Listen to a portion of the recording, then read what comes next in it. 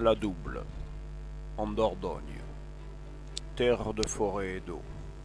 Un village, La Roche-Chalais, avec ses ruines et leurs secrets. La famille Reclus compte en 1836 quelques enfants qui deviendront célèbres. Arrive chez eux Paul Broca, fils d'un médecin de Sainte-Foy-la-Grande. Ces enfants usent de leur imagination naturelle pour occuper leurs vacances. Et puis, ils écoutent les histoires à la veillée du patriarche, ancien soldat. Ils se passionnent tant pour ces récits qu'ils décident de vivre l'aventure. Il y a sur la place du village un puits dont on dit qu'il est magique.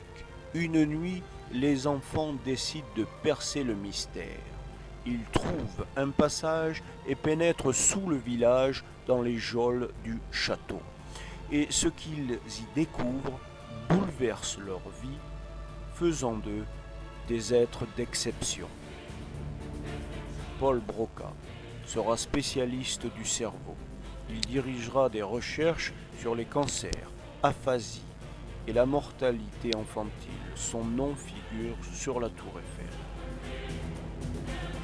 Il découvre le centre de la parole, connu sous le nom d'Air Broca. Des centres scientifiques, des musées, des écoles, des hôpitaux portent son nom.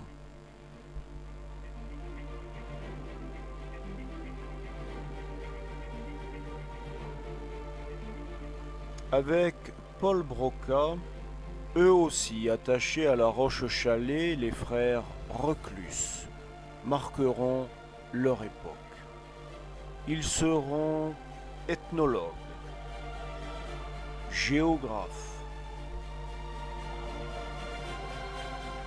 écrivains, enseignants, explorateurs.